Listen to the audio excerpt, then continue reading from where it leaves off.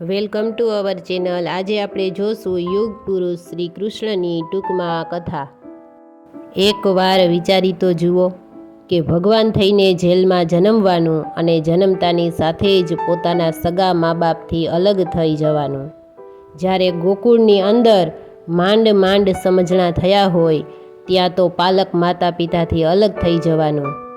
જીવનમાં પોતાનો પ્રથમ પ્રેમ રાધા મળવાનો હોય ત્યારે તેનાથી અલગ થઈને મથુરામાં પોતાના સગા મામા કંસનો વધ કરી લેવાનો અને મથુરાની ગાદી મળવાની હોય ત્યારે બીજાને આપીને સાંદીપની મુનિના આશ્રમમાં અભ્યાસ માટે જતું રહેવાનું અને એ અભ્યાસ પૂર્ણ કરીને સોનાની નગરી દ્વારકા વસાવીને શાસન કરવાનો સમય આવે ત્યારે એ જ દ્વારિકા ભાઈ બલરામને આપીને હસ્તિનાપુરની અંદર જે મહાભારતની શરૂઆત થઈ રહી છે ત્યારે કુરુક્ષેત્રમાં પહોંચી જવાનું અને કુરુક્ષેત્રની અંદર પોતાના જ બનાવેલા માનવીઓને એકબીજાનો સંહાર કરતા જોઈને ધર્મની સ્થાપના કરવાની અને ધર્મની સ્થાપના કર્યા પછી પણ હસતા મોઢે ગાંધારીનો શ્રાપ લેવાનો અને પછી પોતાના જ યાદવોનો વિનાશ થતો જોવાનો અને છેલ્લે પોતે ભગવાન હોવા છતાં પણ એક પારધીના તીરથી સામાન્ય માણસની જેમ મૃત્યુને પ્રાપ્ત કરવાનું।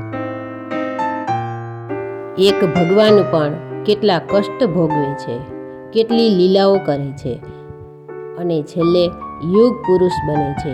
જય હો દ્વારકાધીશ। તો મિત્રો, વિડીયો પસંદ આવ્યો હોય તો લાઈક, શેર, સબસ્ક્રાઈબ જરૂરથી કરજો। આવજો, ફરી મળીશું।